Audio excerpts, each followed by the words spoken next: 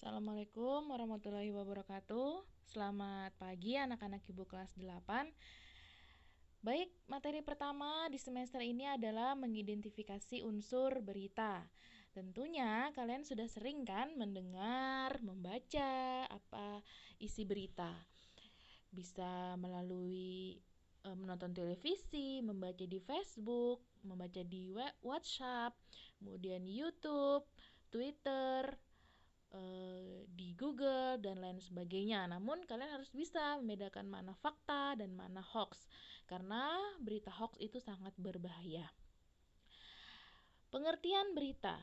Oke, di sini ada pengertian berita, mari kita baca.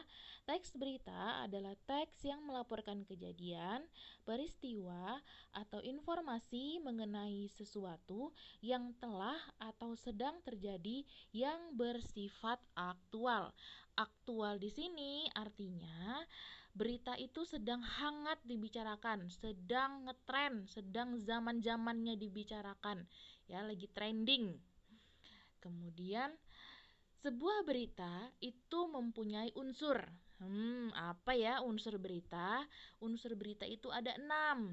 Yang pertama adalah apa, yang kedua adalah kapan, kemudian ada siapa, kemudian ada mengapa, bagaimana, dan yang terakhir adalah di mana. Mari kita baca satu-satu. Apa berita yang diinformasikan? Kemudian siapa yang terlibat dalam peristiwa? Kapan peristiwa itu terjadi? Biasanya ini menyangkut tanggal atau waktu.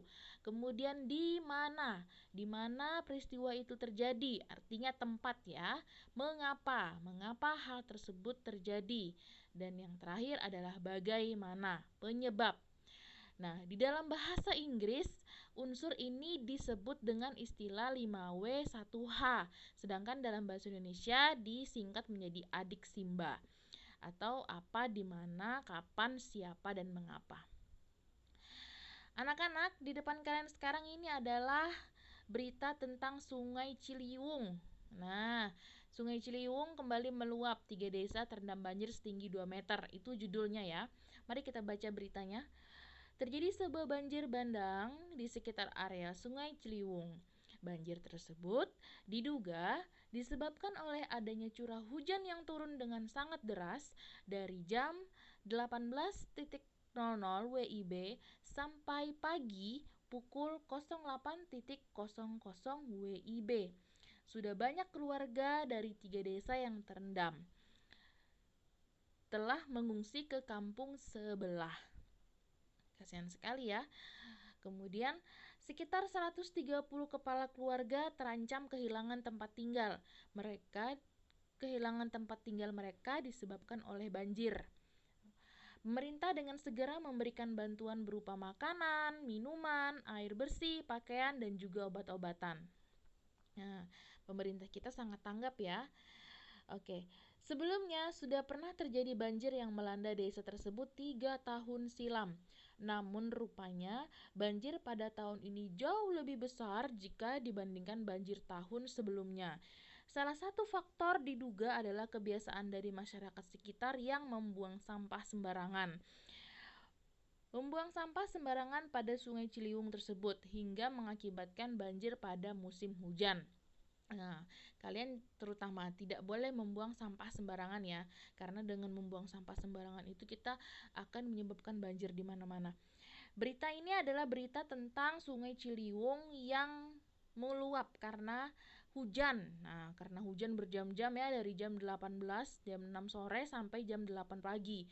Berapa jam itu? Sehingga mengakibatkan 3 desa terendam banjir dan 130 kepala keluarga kehilangan tempat tinggal. Kalian sangat diperlukan untuk menjaga kebersihan, terutama pada lagi musim-musimnya COVID-19 ini ya. Jadi harus sering-sering mencuci tangan dan selalu menggunakan masker, karena kuman, virus itu sukanya pada sesuatu yang kotor-kotor. Jadi kalian harus menjaga kebersihan dan kesehatan.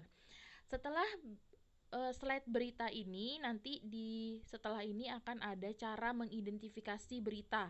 Nah, berita ini akan saya identifikasi menggunakan unsur berita yang 6 tadi, siapa, mengapa, di mana, kapan, bagaimana, dan mengapa. Nah, nanti saya akan memberikan kalian tugas untuk mengidentifikasi unsur berita. Kita lihat. Nah, ini adalah contoh identifikasi unsur berita dengan menggunakan unsur 5W1H. Silahkan kalian perhatikan. Sudah? Nah, begitu tadi caranya. Nanti akan saya kasih berita, kemudian silahkan kalian unsur seperti contoh yang sudah saya praktekkan. Oke, anak-anak. Baik, sampai di sini dulu materi kita pada hari ini. Bertemu lagi pada pertemuan berikutnya. Selalu jaga kesehatan, sering-sering mencuci tangan, gunakan masker, makan makanan yang sehat. Terima kasih atas perhatiannya. Assalamualaikum warahmatullahi wabarakatuh. Selamat pagi.